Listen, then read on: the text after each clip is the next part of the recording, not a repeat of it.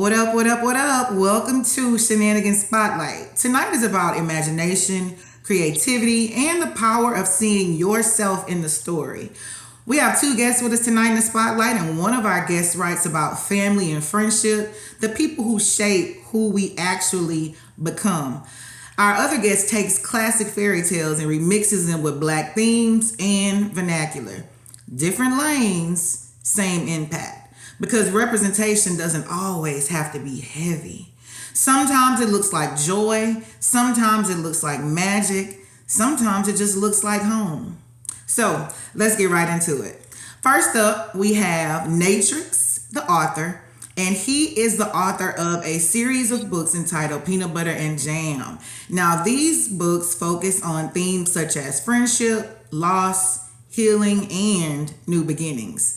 Alongside him is Professor J, the author, who reimagines classic fairy tales with a cultural spin and vernacular. Both authors began their journeys educating our most vulnerable populations in the confines of a classroom. All right, so we're gonna go right ahead and I'm gonna jump in, guys. And my first question is, out of all the audiences that you could write for, why children, Natrix? Okay. Thank you for the question. You're welcome. No, honestly, because when you think about, children, they're at the beginning. And I believe that the earlier that you get terms and words to them, then the more prepared they are for life. And think of it this way, when did you really fall in love with reading? As a child. Great. You see what I mean? Well, thank you. All That's right. pretty much it. Professor J, what are your thoughts on that question? So for me, it was, I'm an educator, so that was the most logical audience for me to go for. And the birth of my idea to redo fairy tales was actually out of frustration. And that frustration being I'm reading all of these stories to little black and brown children, and I had never ever at that point seen a fairy tale that had black characters in it.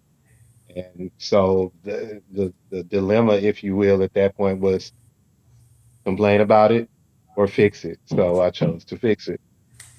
Love that. So, when you picture a black child holding your book, Professor J, what does that mean to you?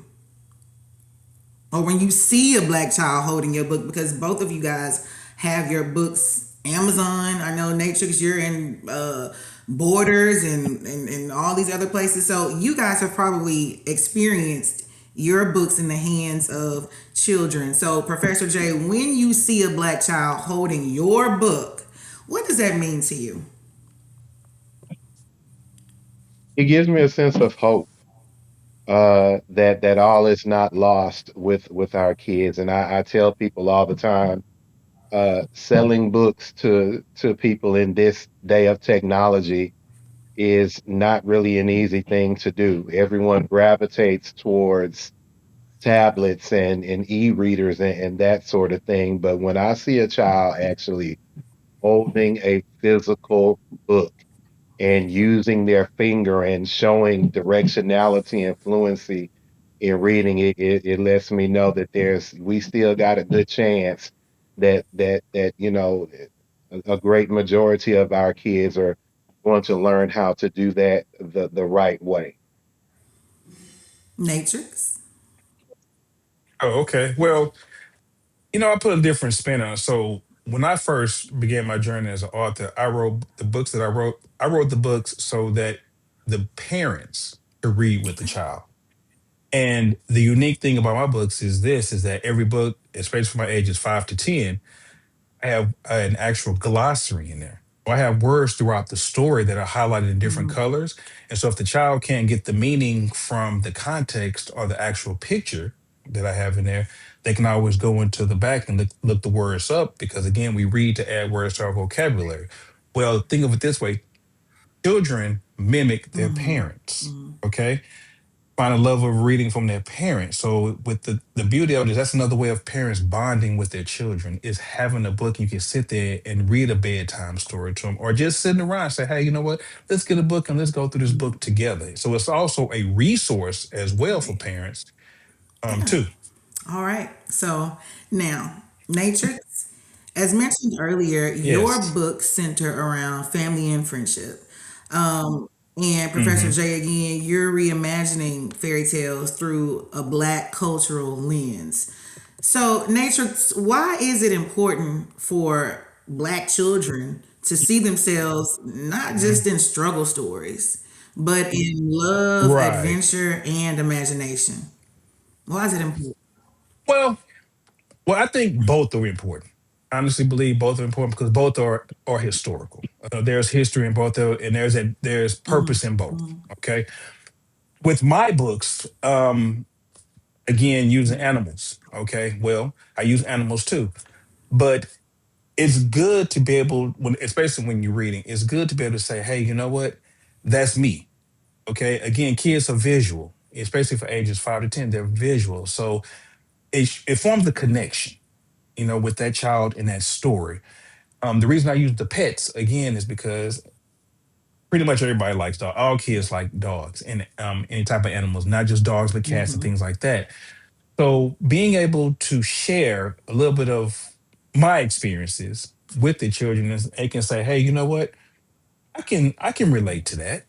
It makes it more relatable. Maybe I should say it makes it more relatable, being able to see themselves in the Okay. All stories. right. Same question for you, Professor J. Do you need me to repeat the story or the question, or do you remember? No, I can actually piggyback off of what Natrix said, that it's about being relatable, being able to see, hey, that kid in the story looks like me. Hey, that kid has a different grade of hair like I do.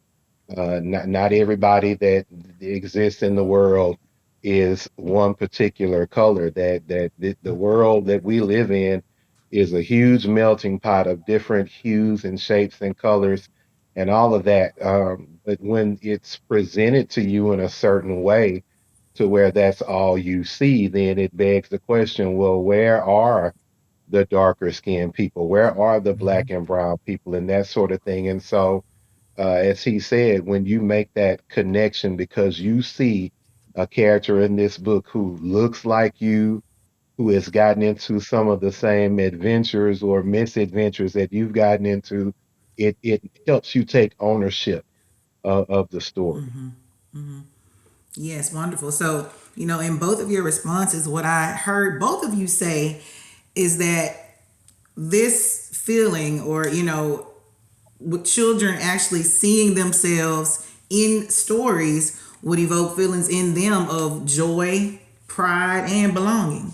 Because again, here's someone Mhm. in my favorite bedtime story who looks like me, or here's someone in my favorite bedtime story who loves dogs and takes care of them, and just the way that I do, or just the way that, Dad, you're teaching us to take care of animals like this, or, I can see, myself in the story, the reimaginings, and the different language that I use as a child. They're able to see that, or the language I hear my grandmother use. They're able to see that in your stories and relate. So I love it. I love that so, so very much. Now, let me ask you all this. Did you see yourselves in books growing up? We've talked about how important it is to be able to relate to yourself in a story or in books. Did y'all see yourselves in books growing up, Professor J? No, no, I didn't. The first um realization, I guess, for lack of a better term, that I was able to find in terms of me as a young black boy being able to relate to a children's book was the shock of turning over the Giving Tree. And I was Oh, like, oh, snap, a black dude wrote this book. Because the name does not necessarily lend itself to a black person's name. His name was Shel Silverstein. You hear Silverstein, you're thinking that this person is a Jewish person. yeah. And so when you turn the cover over and you see this little bald headed black guy, and he's written this amazing story. And then, his other compilations, Where the Sidewalk Yeah. Ends, The Light in Glad the that. Attic, and all of Yeah. that, and see, wow, this is a black guy. Yeah. So he was definitely part of my inspiration to start my own journey. So your answer is in the book, no. The fact that I could be one who could author one, absolutely. Love that. Natrix. Yes. Did you see yourself in books growing up? So and there's this actually this one story, and I cannot think of the name of the story, but there's this one story where it's a little kid, and he's in a I think it's in a snowstorm, little black kid. The Snowy Day. The The Snowy Day. snowy day. That's it. That No, that it By does. that Ezra that that. Keats. By Ezra Yes, Ezra Keats. Keith. Yes, that is that. Yes. Yes, right there. There it is, right there. So yes, I did. But I also grew up reading comics. So I read comic books, and remember the Nathaniel Brown series of books. Nathaniel The Brown. Nathaniel, yeah, he was a detective. No, I don't remember. Okay, wait, right. Well, that's a series of books where he's a little black detective. Okay. So Okay. I read those. But yes, I got a chance to see all of that. So I had an opportunity to see multiple groups in different books. And to be honest with you, it's like you say, being that having that connection, hey, that's me. But to see that by Ezra Keith, I'm like, oh, okay. So especially with during the time period I was growing up, you know. Absolutely. Okay, Natrix. So now, how does that shape what you create now? What you just said about being able to see yourself in stories. Right. Growing up, how did that shape what you create now? So now, not even looking at how I saw myself growing up and shaping, but looking, going again, coming from an educational background and working with young children, being able to look, when I saw how they looked at different books or different literature and trying to make the connection and understand, especially how our society is, how a lot of things, especially on TV and in media, there were not a lot of showings of us in positions or on TV and so on and so forth. And Right. again, it's that connection. So it's kind of like, well, we're instilling pride in all these other groups. Well, we need to instill pride in ourselves too. So we need to be visual. We need to be seen. So if I can contribute to that, then I'm going to do it because I know that's important as a parent as well. As teaching our children. Absolutely. Absolutely. Power to the people. Power to the people. Power to the people. That's right. Absolutely. That's right. Yes. Yes, That's Professor right. J. So now you Yes. mentioned that you didn't see a lot of black characters growing up, but you were pleasantly surprised by realizing that Shel Silverstein is indeed or was a black author. So now, how did that shape what you create? Um, it made me want more. Um, because again, growing up in that era, as Natrix said, that was a small fish in a big old sea of other books. And Mhm. not discounting any of the other books that was read to me when I was in the grade level that I teach. I teach pre-K. I've always taught pre-K except for like a couple of years I did bilingual kinder, but it was, still all early childhood. I loved Miss Nelson is Missing. Mhm. I loved, all of the Mr. Orange and Mr. All of those, funny little stories and things like that. But again, um, as I switched and the script was flipped for me going from being a kid in pre-K to teaching pre-K, I was like, well, where are the black people? Mhm. Where are the black people? And the Snowy Day was cool. And Not Norman is a really cool book that, features a black character and things like that. But there were just, again, when it came to fairy tales, Jack and the Beanstalk, Oh yeah. Goldilocks and the Three Bears, the Three Mhm. Billy Goats Gruff, there was no representation there for None. us. And as odd as it may seem, the idea to write my first children's book came to me in a hospital waiting room as Mm. I was just jotting down some stuff. And boom, that's where the concept came from.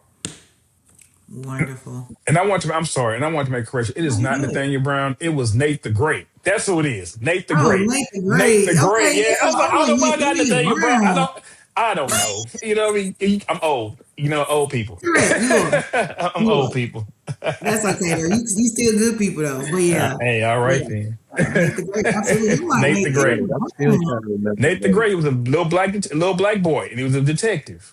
Nate yeah. the Great. And I like to call myself a reader, and I'm like, I'm gonna have to look up Nathaniel Brown. Yeah, no, I Nate the always, Great. I don't know where I got Nathan. Where did I get? I don't know where I got that from, Nathaniel Brown. I don't know, Amazing. but that's I don't know okay. either. Right. So, Professor J, when a child closes one of your books, what do you hope they feel about themselves after they finished? Either if they read it, their parent read it to them, they close the book, they look at the back of the book like you did with Shel Silverstein, The Giving Tree. What do you hope they will feel about themselves in that moment?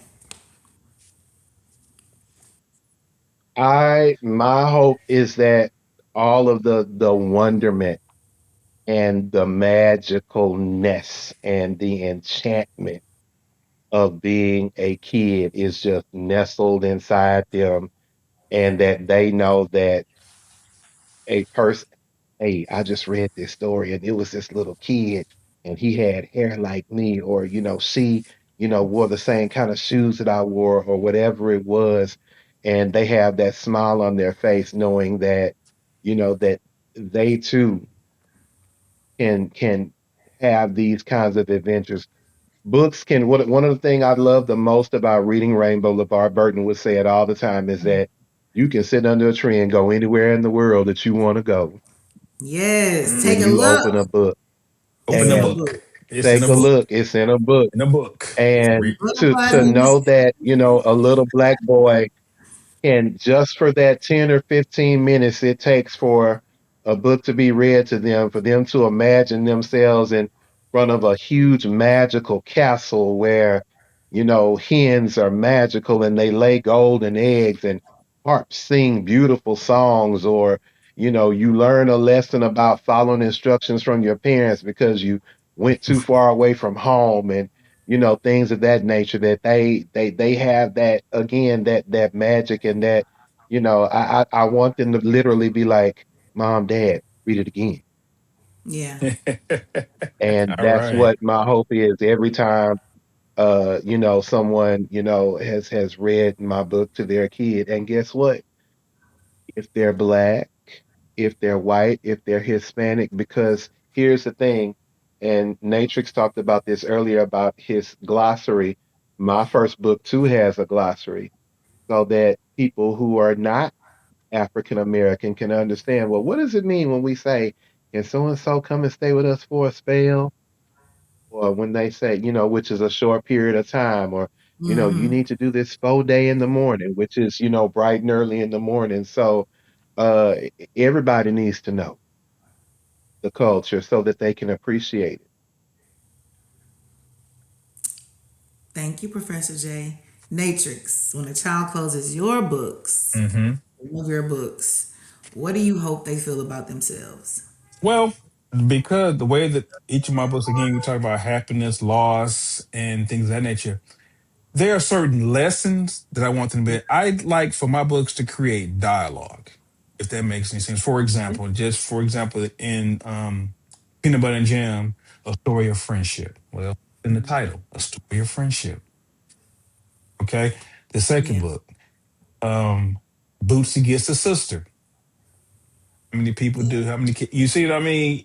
Yeah. And Yeah. Jolie makes three. So it just really depends on each book. But I want there to be a level of dialogue as well as some new vocabulary words too for their writing. Add some new words to their vocabulary that they can use. But I Yeah. mean, in their writing, honestly.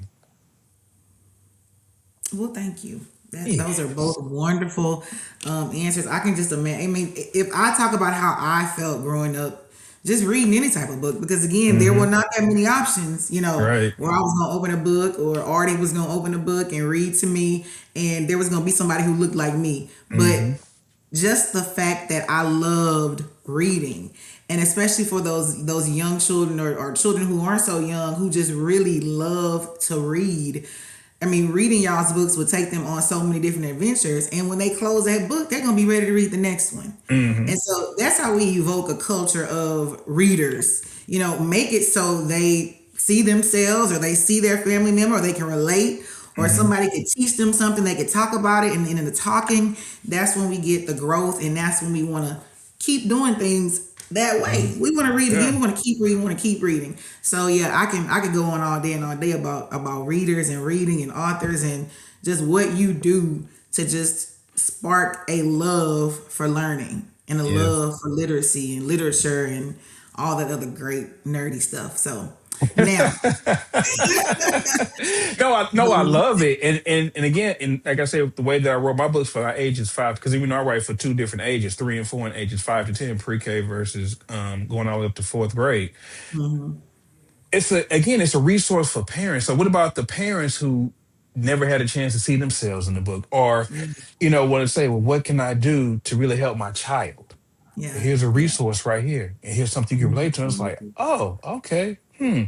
Like one lady, she never had the opportunity to discuss a certain subject matter that my first book deals with. First thing she said, I read it with my daughter and my son, and it was like we had a discussion about it. Didn't know how to really present the information to her, or present the yeah. information to him. Read your book, and it was like, okay, let's have this conversation. Right, right, right. So you kind of ease the tension around whatever Hmm. that subject could have been through. Yeah, Right, right. through reading. So Hmm. that's wonderful. Yeah, yeah. Great, great Yes, way to start conversation, yes. Natrix. So now I'm gonna kind of spotlight y'all a little bit, and I'm gonna ask that both of you, or each of you, read a short line from your book that makes you smile. And so, Oh, yes, that makes you oh, smile. makes me So, smile. Oh, yes, oh, yes. I'm oh. gonna start with you. I want you to Oh, read us something from your book that makes you smile. oh, with Natrix? Oh, okay. Yes. I like the impromptu. Let me see which one I want to. Let me go through the files. Let's see here. Work it, Let author me let me of lots of published books. yes. Let me see which book I want to go. Which word? Right. Which line makes me smile? For Let's your see here. catalog. My catalog. My catalog. Because I mean, it's like, let's see here. This is just so much. My fourth book, Make Room for Money, and on the back of, because all my books have a little saying on the back of them that corresponds with the story once you close the book. Okay. So, for example, it says, when it comes to friendship, there is always room for one more. Think about that. Yeah. Just think about it. And I think in itself that is a lesson for even as adults. Okay, Correct. Matrix. Even as adults. So I Yeah. think that in itself is like, yeah, that's the one. Look, in an era of the no new friends culture, you can't sit Hmm. with us culture, that is something that would really speak to Yes. that mindset, and hopefully, Yes. spark change, because that's Yes. real big these days. No new friends. Yes. I know No new I've been guilty friends. of doing that just because I'm, satisfied with the ones I have, but we Hmm. never know how new friends can impact, Hmm. our lives in different meaningful ways. So I love that. Yes. Okay. Well, thank you. You're welcome. And so now, Professor J, I'd like you to read a short line from one of your books that makes you smile. Okay, so who's going first? I'm sorry? Somebody wasn't paying attention. Who's What do you mean? Oh, he's talking about what are you talking who's about from going your book? first? No, who's going to read their excerpt first? Nathaniel already went. Natrix has already Oh, read I'm his. sorry. Oh, It's okay. You can use the oh, government. oh, I'm so sorry, Nature. you, Oh, you are fine, gosh. girl. You are fine. It's okay. It's okay. Okay. It's in the Bible. It is. It is. It is still. It's in the Bible. Yes, Matrix Oh already my went. goodness. All right. Yes, I already Hey, went, I'm sorry. I was Professor. looking for my passage to read while you were reading. Please charge that to my head, not my heart. This is just a very, very quick excerpt from Jacques, which is my version of Jack and the Beanstalk. And this is where the giant starts to give chase to our lead character. Um, at that, he tossed the harp down towards his home and the hen shortly thereafter. And wouldn't you know it, the hen slowly flapped her wings, and the harp softly landed on her back as they floated towards Jock's home below. The giant made a flying leap towards Jock just as he slid down the beanstalk, landing safely near his home. As the giant leapt, seemingly endless amounts of gold coins fell down from his pockets and rained down towards Jock's little town below. Yes. I think Alrighty. that's one of my favorite lines as well. Just imagine that for a little kid to imagine Right. themselves as that character, as Jacques. I mean, can you imagine? And talking more about imagining things, you know, Imagination. yes, yes, Yes. Professor J, do you ever imagine a little black boy or a little black girl hearing your stories read at bedtime? Do you ever imagine that? Not only, ooh, excuse me, not only do I imagine it, but I was actually see it come to fruition, which was just worth its weight in gold for me. Right around the time that my first book was released, I would ask the parents who purchased it for their children to do little reviews. And some of them were kind enough to even do short videos of them reading the book to their kids for bedtime. And I mean, that was just, again, worth its weight in gold. Like, oh my God, they have the book, they're actually reading it. The kids are getting into it and are really, oh my God, harp that can sing. Oh my God, gold Mhm, eggs, and that whole thing. And so that just really, really, really was worked wonders for me. mhm. Good. Natrix? hmm Well, I mean, I've been fortunate enough to have again some parents who have told me that they read their books. Y'all As a matter parents of fact, love y'all, huh? Y'all got some good parents. I love it. I love no, I have, it. and it's funny you said that because I even had one. It was like, oh my god, every night we have to read your book. Every single night we have to read this story. I was like, I appreciate that, I get the second book. Mhm. Right, right, exactly. Right. But yeah, that's pretty cool. I mean, It again, is. it's it's doing what it's supposed to. Again, like I stated before, I wrote them, and the reason I stayed with the printed is because it's for you and the child to read together. Not just here's a book, go ahead and read the book. No, it's for both of you to read together. And honestly, that's Absolutely. a form. It's another I, form of I I binding. definitely agree with you. Yeah. Yes. And what does that do when you have the parents sitting down with the child and having them read the story to the child? And let's just go a little step further. What does that do Yeah. when you have the father Mm. sit down Mm. with the children reading those bedtime stories? What type of feelings do you think that will evoke in that child, and how will that change that child's trajectory, Hmm. from here on out, to have that father sitting down with them reading that story? What are y'all's thoughts about that, Professor J? One of the things an early childhood educator that I encourage parents to do all the time, and I tell them this: the last thing you need to do before you say your prayers and kiss your kid goodnight is to read a good story to them.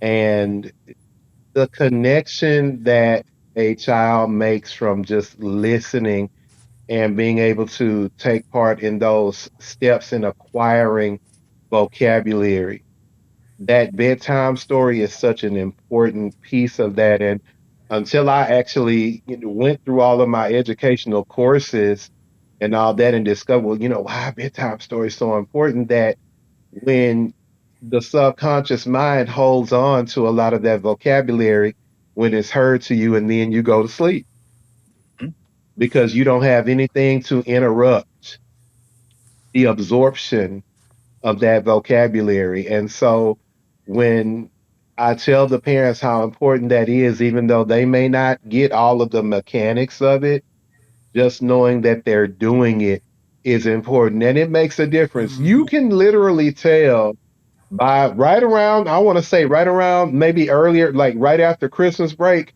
you can really start to see kids and know the difference between who's being read to a lot and who isn't. It really makes a difference, Yeah, especially in pre-K. It's like a switch was flipped. especially in pre-K. Yeah, absolutely. Absolutely. Hmm. Natrix, do you have anything to add to that? Well, again, it's another form of bonding with the parents. Like you said before, children, the parents are the first people that the children are exposed to. Okay, Hmm. they're their parents. So again, that's why I say it's important for the parent to read with them. If the child sees you reading and they see reading is important to you, then they too will internalize it and make it important to them. So when you Absolutely. sit there, I'm sorry, and then when you sit there and you Hmm. read to the child, or you sit there and you spend time with them, and again, it forms a bond. It's a routine.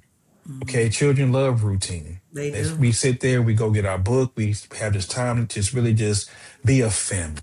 And Yeah. that connect, and it's that connection. And honestly, fathers and mothers, I think, Yeah. two-parent household, both of them should be involved. Oh my goodness, you making me want to have some more little children. Girl, stop. Sometimes, right? Oh my. Girl, stop. Girl, stop. I miss that. I miss that. Because let me tell you, Yeah. you know, I Yeah. read to the twins religiously. Hmm. I mean, Hmm. before they were even born, I would put play some music and put it on my stomach, little headphones. Hmm. I would, talk to them and read stories to them before they were even born. And people were like, girl, what are you Yeah. doing? I'm reading to my twins. Because when they come Hmm. up out of here and I'm reading Hmm. this book to them, they're gonna recognize Hmm. it.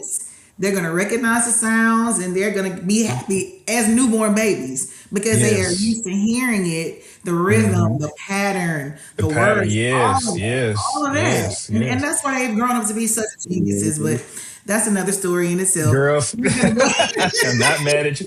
No, I am not mad. Girl, you better dote on your babies. You better do it. Absolutely, You better absolutely, dote. You honey. better do it, girl. Go Yes, and ahead. again, if for not authors such as Yes. yourself, I would not have that Mm. opportunity to read to them in the womb or read to them once they were Right. in the womb up until middle school, actually. So, Right.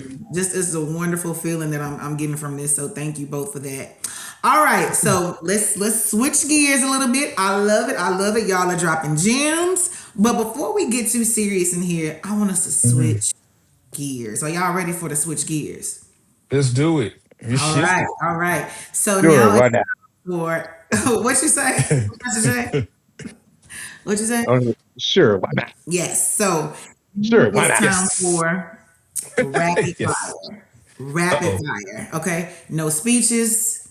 Yeah. Professor J, no speeches. Keep it short and succinct. You're right. Thank you. Keep it Succinct. short and Perfect way to succinct. describe what I'm looking for. Yes. One Yes. word or one sentence answers only. Are y'all Only ready? one. I'm ready. All Yes. right, here we go. Okay, wait, one word. One word, sir. I know that's hard for authors to do.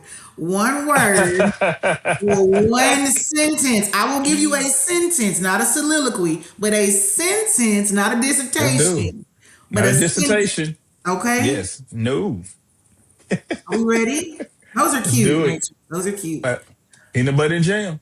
That's cute. That's cute. All right. So here we go. Bedtime story or Saturday morning cartoon? Oh, Saturday morning cartoon for me. Okay. It's the PBJ. Saturday morning cartoon. Yeah. Okay. Here we go. That's it. That's it. Grandma wisdom, grandma wisdom, or fairy godmother magic. Grandma's wisdom. But you know what though, Christy? Grandma's Yeah, as wisdom. an adult, grandma's wisdom. As a kid, fairy tale magic. Okay. You see what I Okay. mean? And both of y'all agree on that one. Okay. Yeah. All right. Here we go. Yeah. Hmm. Yeah. Big family cookout or royal ball. Family cookout. Big family cookout. Wait, what's the other option you went away? Royal ball. The royal ball. Family Cookout. Family Cookout. Both y'all agree? Okay. I wasn't a Family Cinderella person Cookout. growing You up. don't you don't like Bridgerton? You don't like Bridgerton either? Girl, stop.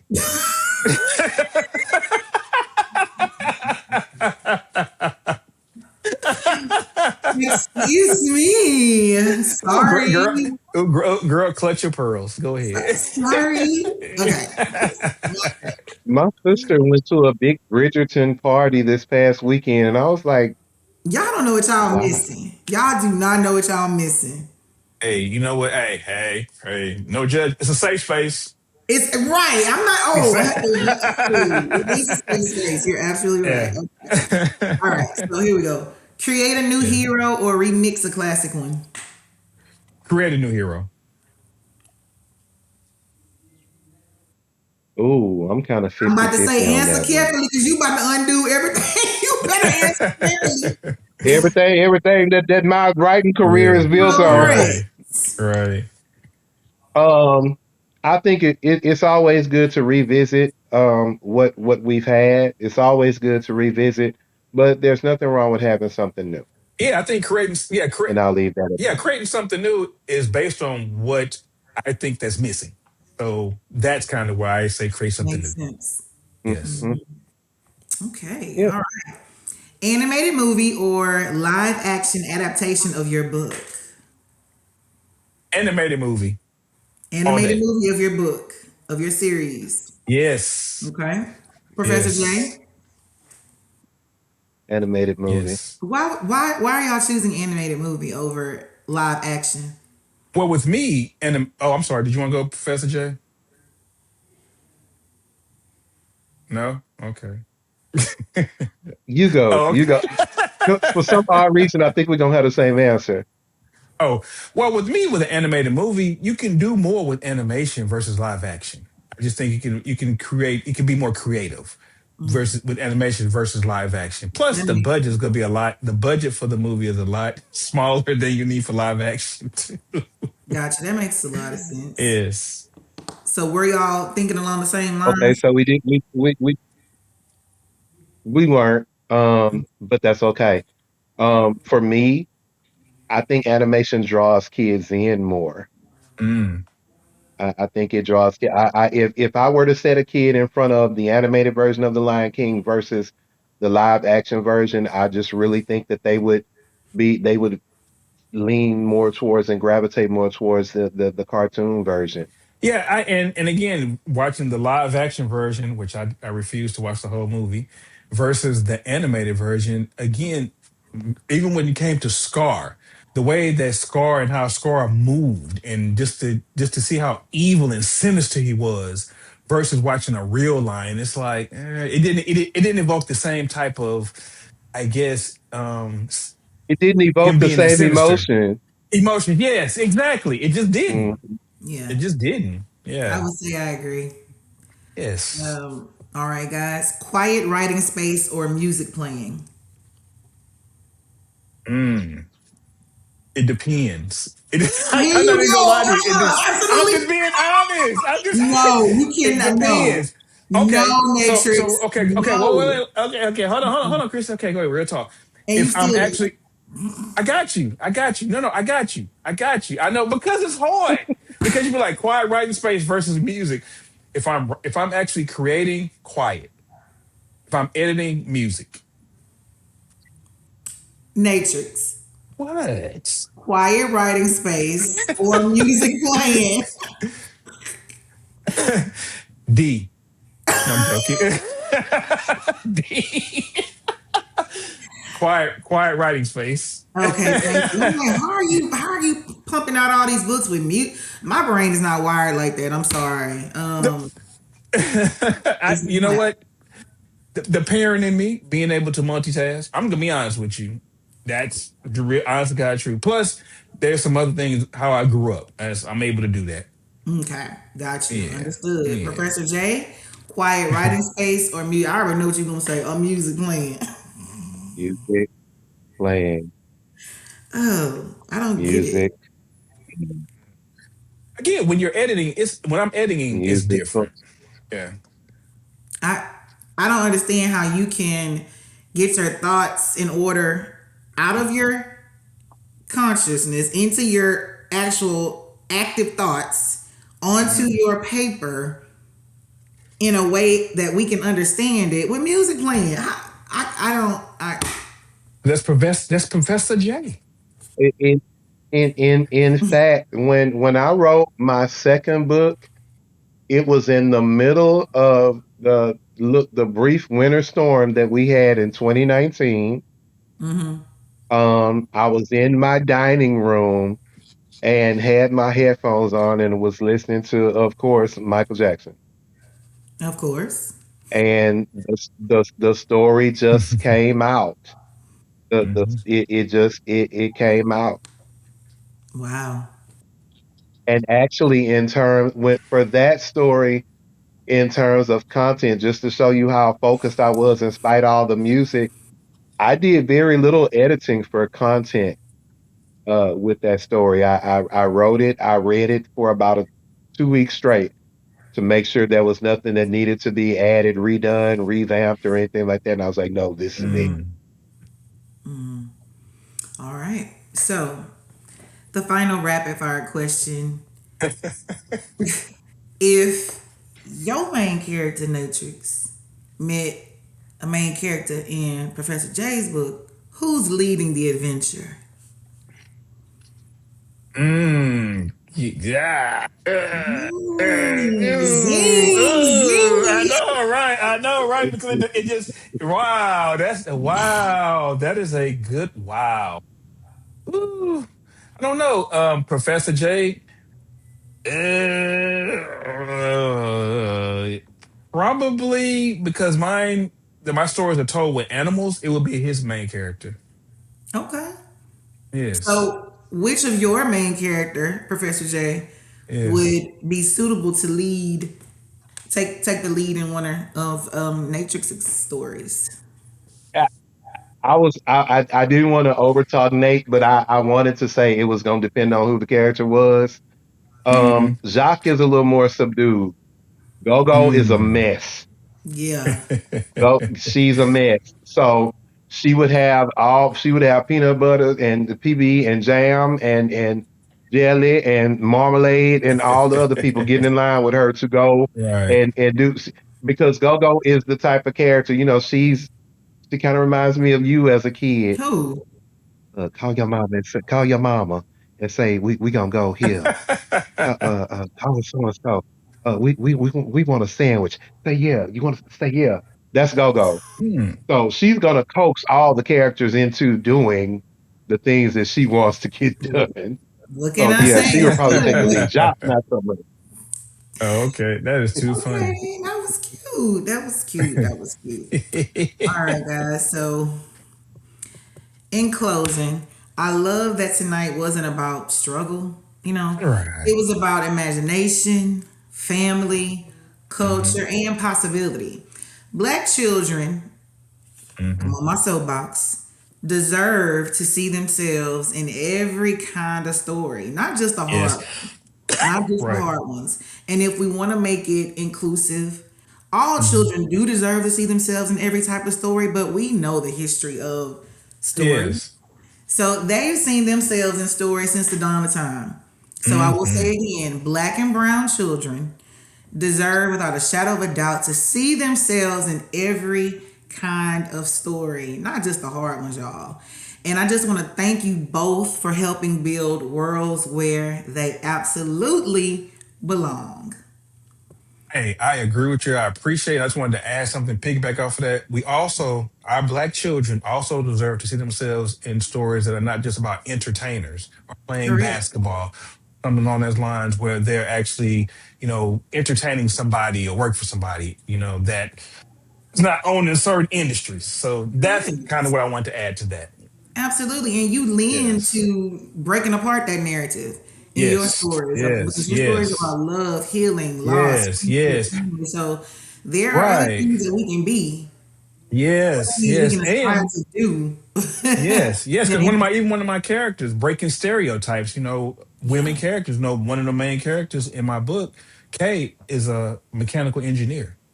Who is it? Kay. Her name is Kay. Her name is Kay.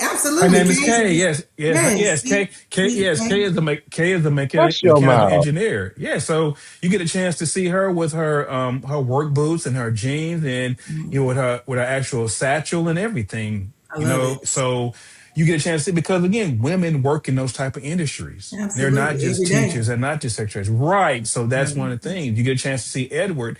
Edward is another character, dark skinned male. He has locks. Okay. Okay, Edward. He has locks in his hair, so you get a chance to Okay. see that. Yes, yes. I Yeah, love it. I love it, guys. yeah. Professor J, is there anything you'd like to add before we close out?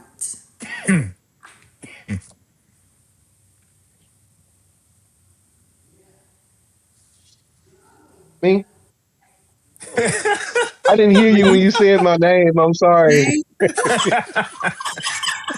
Jay? I'm Uh, sorry. Oh, Mr.